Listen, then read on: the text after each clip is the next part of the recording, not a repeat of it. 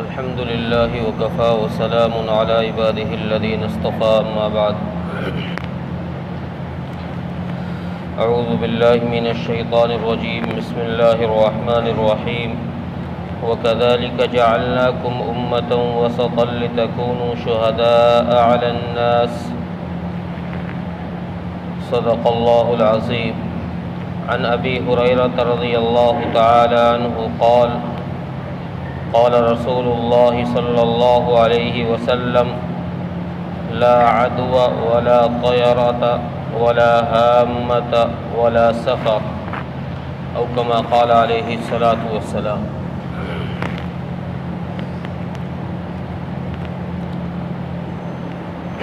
محترم عزیزو، غیور نوجوان دوستوں اور بھائیوں، اللہ تبارک و تعالی نے ہم سب کو امت متوسط بنایا ہے، درمیانی امت بنایا ہے، اور ہمارے لیے اللہ تبارک و تعالی نے دین بھی متوسط دیا ہے۔ ہمارے دین کے اندر نہ افراط ہے نہ تفریط ہے، نہ الحاد ہے نہ بدعات ہے، متوسط دین اس امت کو دیا گیا ہے۔ نہ تو وہ چیزیں اس امت کو ملی ہیں کہ جو دین ہی نہ ہو ان کو دین بنا دیا جائے، اور نہ یہی سبق اس امت کو دیا ہے کہ جو دین ہے اسے دین سے ہٹا دیا جائے، بلکہ جو کائنات رسول حضرت محمد مصطفیٰ صلی اللہ علیہ وسلم شریعت لے کر آئے ہیں وہ بالکل ان چیزوں سے پاک اور منزہ شریعت ہے۔ اس قسم کا کوئی اوہام، اس قسم کی کوئی بات اس شریعت کے اندر نہیں۔ اسی لیے اللہ تبارک و تعالی نے اس وصف سے اس امت کی تعریف فرمائی کہ ہم نے تم کو متوسط امت بنایا ہے، تم درمیانی امت ہو۔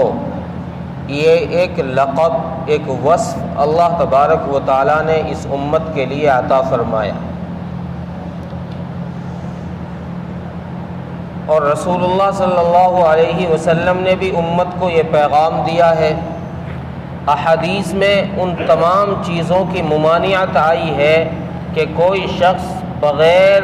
دین کی بات کو دین بنا دے، اس سے رسول اللہ صلی اللہ علیہ وسلم نے بہت سختی کے ساتھ روکا ہے کہ کوئی بات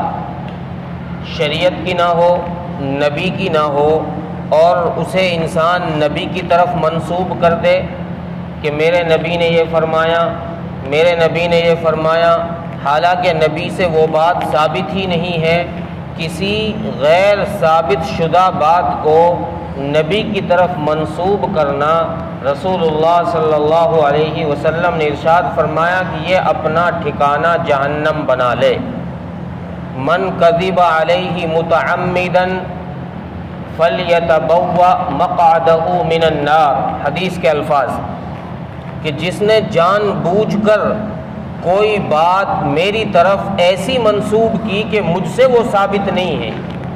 میں نے اس بات کے بارے میں نہیں کہا، اور پھر لوگ میری طرف اس کی نسبت کر دیں کہ نبی نے یہ فرمایا ہے، نبی نے یہ فرمایا ہے۔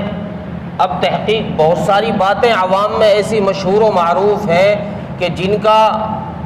نہ کوئی سر ہے نہ پیر ہے، بس ویسے ہی وہ چلی آ رہی ہیں، اور ہم انہی کو بیان کرنا شروع کر دیتے ہیں کہ یہ بھی حدیث ہے، یہ بھی حدیث ہے۔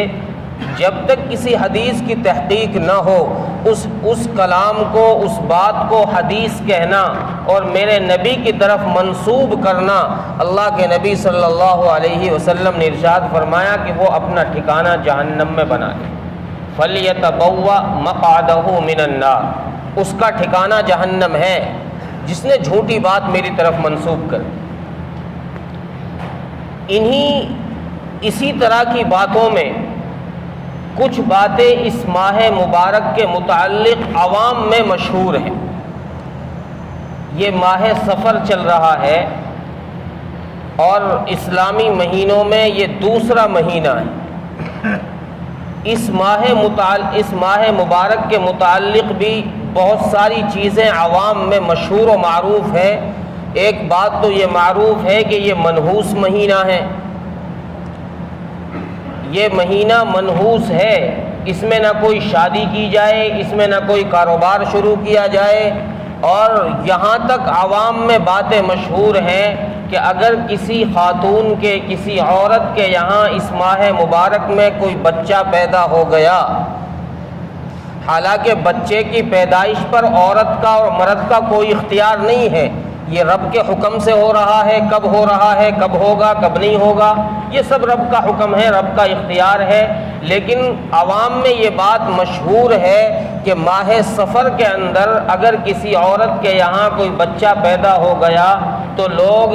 اس عورت کو بھی گھٹیا نظر سے دیکھتے ہیں، اور وہ عورت بھی اس بچے کے متعلق یہ خیال کرتی ہے کہ یہ منحوس ہے۔ حالانکہ اسلام کے اندر پورے سال میں کوئی دن منحوس نہیں ہے،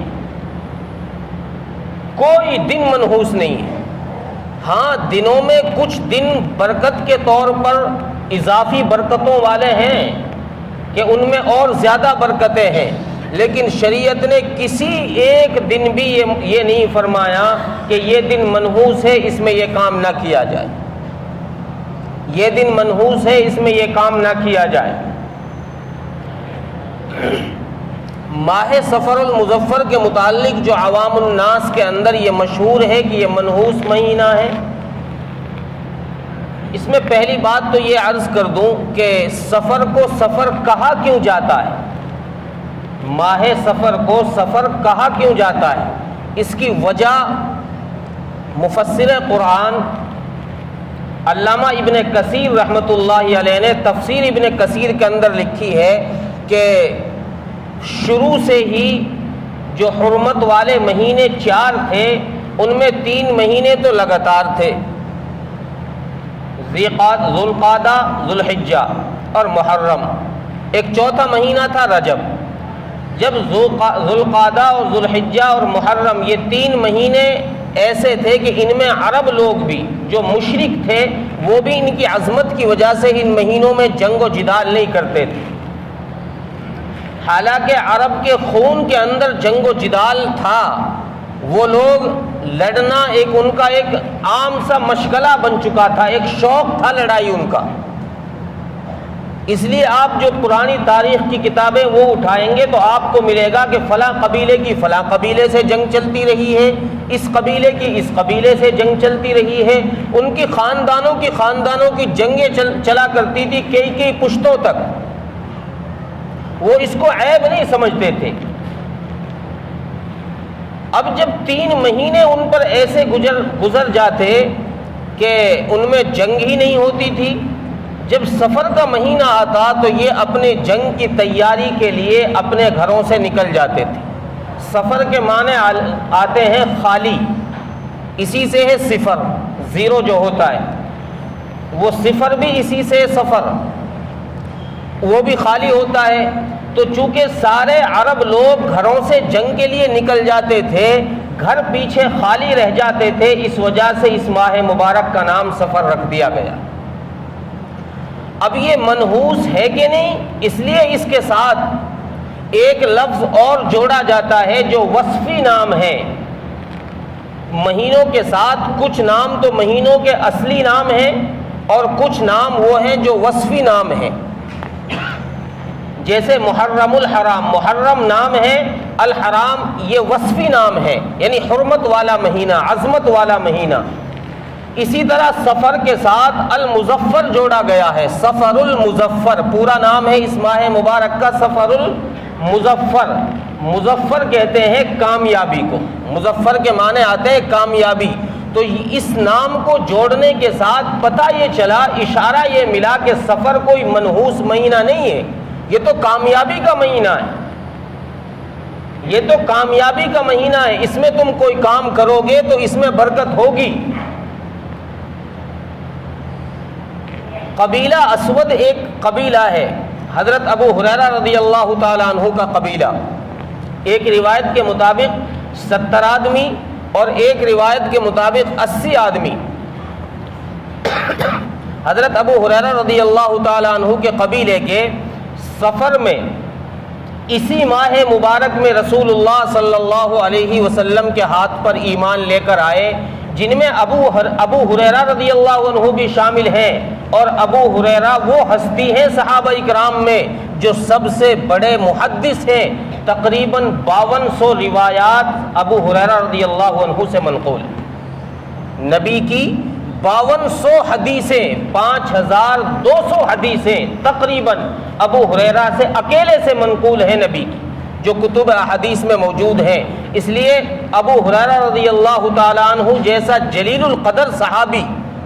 اتنا بڑا محدث اس ماہ مبارک میں ایمان لے کر آ رہا ہے، تو اگر یہ ماہ مبارک منحوس ہوتا تو اتنا بڑا جلیل القدر صحابی اس ماہ مبارک میں ایمان کیوں لے کر آتا؟ رسول اللہ صلی اللہ علیہ وسلم نے حضرت فیروز دہلمی رضی اللہ تعالیٰ عنہ کو سن 11 ہجری میں صفر کے مہینے میں ہی اسود جس نے نبوت کا دعویٰ کیا تھا، مدعی نبوت جو تھا، اس کو قتل کرنے کے لیے، اتنے بڑے منصوبے کے لیے رسول اللہ صلی اللہ علیہ وسلم نے حضرت فیروز دہلمی رضی اللہ تعالیٰ عنہ کو قتل کرنے کے لیے بھیجا اسی صفر کے مہینے، اور اسی ماہ مبارک کے اندر جو رسول اللہ صلی اللہ علیہ وسلم نے پیشن گوئی عطا فرمائی کہ مسلمان قیصر کو فتح کریں گے، مسلمان کسریٰ کو فتح کریں گے، حضرت عمر رضی اللہ تعالیٰ عنہ نے قیصر کو فتح کیا، وہ اسی ماہ مبارک کے اندر فتح کیا۔ اگر یہ منحوس مہینہ ہوتا تو پھر اس میں یہ مبارک کام کیوں کیے جاتے؟ اس میں یہ مبارک کام کیوں کیے جاتے؟ لوگوں میں یہ مشہور ہو گیا کہ اس میں نہ نکاح کیا جائے، اس میں نہ کوئی بزنس شروع کی جائے، کیوں؟ اس لیے کہ یہ منحوس مہینہ ہے۔ منحوس کیوں ہے؟ اس کی وجہ لوگوں میں کیا مشہور ہے؟ اس کی وجہ مشہور یہ ہے کہ اس ماہ مبارک میں رسول اللہ صلی اللہ علیہ وسلم کو بخار ہوا تھا، اس لیے یہ ماہ مبارک منحوس۔ العیاذ باللہ، اگر انہی باتوں کی طرف ہم نسبت کرتے ہوئے دنوں کو منحوس ماننے لگ جائیں، مہینوں کو منحوس ماننے لگ جائیں، تو ربیع الاول کا مہینہ تو وہ مہینہ ہے جس میں سرکار دو عالم صلی اللہ علیہ وسلم اس دار فانی سے پردہ فرما کر گئے، وہ تو اور بڑا منحوس مہینہ ہونا چاہیے تھا۔ یہ سب جہالت کی باتیں ہیں، ان کی کوئی بنیاد نہیں ہے۔ رسول اللہ صلی اللہ علیہ وسلم بیمار ہوئے ہیں، بیماری اللہ کی طرف سے ہے، اللہ جس کو چاہتے ہیں جب چاہتے ہیں دے دیتے ہیں، جب چاہتے ہیں شفا دے دیتے ہیں، یہ تو اللہ کے اختیار میں ہے۔ اس لیے ابو ہریرہ رضی اللہ عنہ کی صحیح بخاری کے اندر روایت ہے، حضرت ابو ہریرہ رضی اللہ عنہ فرماتے ہیں رسول اللہ صلی اللہ علیہ وسلم نے ارشاد فرمایا، لا عدوہ، کوئی بیماری جو یہ عقیدہ لوگوں کا ہے، جو یہ گمان لوگوں کا ہے، جو یہ ذہن میں بات لوگوں نے بٹھا رکھی ہے کہ بیماریاں متعدی ہو جائیں گی، آنکھیں نہ ملاؤ آنکھیں دکھنی شروع ہو جائیں گی، نظریں نہ ملاؤ آنکھیں دکھنی شروع ہو جائیں گی، فلاں بیمار کے پاس نہ بیٹھو بیماری تمہارے طرف متعدی ہو جائے گی۔ اللہ کے نبی صلی اللہ علیہ وسلم نے ارشاد فرمایا، لا عدوہ،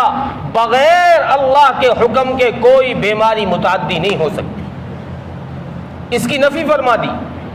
کوئی بھی بیماری ہو، چاہے چھوٹی ہو چاہے بڑی ہو، مہلک ہو چاہے مہلک نہ ہو، کوئی بھی بیماری ہو بغیر اللہ کے حکم کے وہ بیماری متعدی نہیں ہو سکتی، کسی کو نہیں لگ سکتی۔ یہ خیال رکھنا کہ بیماری لگ جائے گی، اللہ کے نبی نے فرمایا باطل خیال ہے، غلط خیال ہے، اس خیال کو ہٹاؤ، ذہنوں سے اس خیال کو مٹا دو، ذہنوں سے ہٹا دو اس خیال کو۔ لا عدوہ ولا طیرہ، دوسری بات ارشاد فرمائی حدیث میں، ولا طیرہ، اور فال نکالنا، جیسے اب تو علم آ گیا ہے، پہلے دور میں کچھ لوگوں میں شاید اب بھی ہو یہ بیماری کہ جیسے بلی راستہ کاٹ جاتی تھی تو لوگ آگے نہیں جاتے تھے، یہ بدفالی نکالنا، چھت پر کوا آ کر بیٹھ جائے اس کو منحوس ماننا، الو آ کر بیٹھ جائے دیوار پر اس کو منحوس ماننا، ان کو کہتے بدفعلی نکالنا، جانوروں کے ذریعے سے یا کسی اور چیز کے ذریعے سے۔ اللہ کے نبی نے فرمایا یہ بھی کوئی چیز نہیں ہے، اس کی کوئی حقیقت نہیں، اس کی کوئی حقیقت نہیں ہے کہ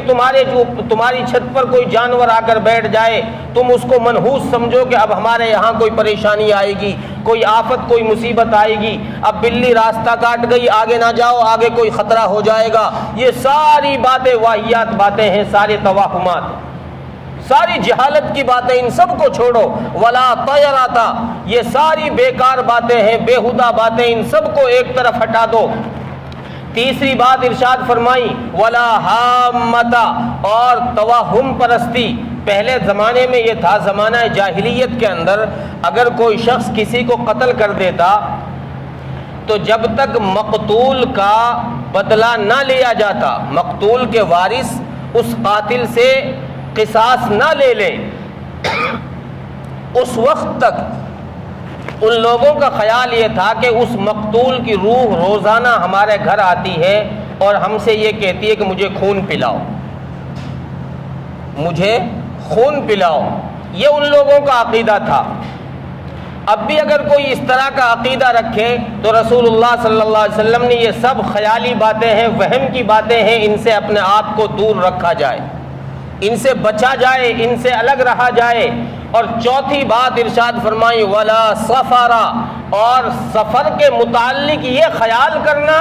اس ماہ مبارک کے متعلق یہ خیال کرنا کہ یہ منحوس مہینہ ہے، یہ بھی بیکار اور فضول باتیں۔ تو حدیث میں صاف ارشاد فرمایا کہ یہ ساری بے بنیاد باتیں ہیں، ان سارے خیالات کو اپنے ذہنوں سے باہر نکالو۔ کوئی یہ نہ کہے کہ یہ برا وقت چل رہا ہے، یہ برا زمانہ چل رہا ہے، چونکہ حدیث میں صاف موجود ہے، اللہ کے نبی صلی اللہ علیہ وسلم نے ارشاد فرمایا لا تسبوا الدہر، کوئی زمانے کو گالی نہ دے، کوئی زمانے کو برا نہ کہے۔ کیوں؟ اس لیے کہ زمانہ میں خود ہوں۔ اللہ فرما رہے ہیں زمانہ کچھ نہیں ہے، میں خود ہوں، رات میں لے کر آتا ہوں، دن میں لے کر آتا ہوں، میرے حکم کے مطابق رات دن چلتے رہتے ہیں، اس لیے زمانہ کوئی چیز نہیں ہے، وہ سب میں ہی ہوں، میرے اختیار سے یہ تغیرات ہوتے ہیں، میرے اختیار سے ہی رات دن چلتے ہیں، چاند سورج میرے اختیار سے چلتے ہیں، میں جس دن چاہوں گا سب کو روک دوں گا، میں جب چاہوں گا سب کو ختم کر دوں گا، ان سب پر میرا اختیار چل رہا ہے۔ اس لیے کوئی یہ نہ کہے کہ فلاں کی وجہ سے یہ کام ہو گیا، فلاں آ گیا تو یہ کام ہو گیا۔ بہت سارے لوگوں کے خیالات ہیں، اگر کسی کی نئی شادی ہو، دلہن گھر میں آ جائے اور 2-4 دن میں ہی اگر کسی کی موت ہو جائے تو لوگ کہنا شروع کر دیتے بڑی منحوس دلہن ہے، اس کی وجہ سے موت ہو گئی۔ اس میں دلہن کا کیا قصور ہے؟ ان سارے باطل خیالات سے رسول اللہ صلی اللہ علیہ وسلم نے روکا ہے امت کو، اور فرمایا وَكَذَلِكَ جَعَلْنَاكُمْ أُمَّةً وَسَطًا، تم امت متوسط ہو، ان باطل خیالوں سے اپنے آپ کو دور رکھو، جو دین تم کو دیا گیا ہے میری طرف سے وہی صحیح ہے، اس میں نہ کوئی چیز داخل کرو اور نہ اس سے کوئی چیز کم کرو، اگر درمیان میں رہ کر چلو گے تو کامیاب ہو جاؤ گے، اور اگر تم نے آگے پیچھے کچھ کیا تو پھر نقصان اٹھاؤ گے، خسارے میں رہو گے۔ اس لیے رسول اللہ صلی اللہ علیہ وسلم کی تعلیمات کو اپنی عملی زندگی میں داخل کرنے کی ہر امتی کوشش کرے۔ اگر ہم نے اپنی رسول اللہ صلی اللہ علیہ وسلم کی تعلیمات کو اپنی زندگی میں داخل کر لیا تو انشاءاللہ کامیابی ملے گی، اور اگر ہم نے تعلیمات سے اپنے آپ کو دور کیا تو ناکامی ہی ناکامی ہے، دونوں جگہ ناکام رہیں گے، دنیا میں بھی اور آخرت میں بھی۔ اللہ تبارک و تعالی عمل کی توفیق عطا فرمائے۔ وآخر دعوانا الحمدللہ رب العالمین۔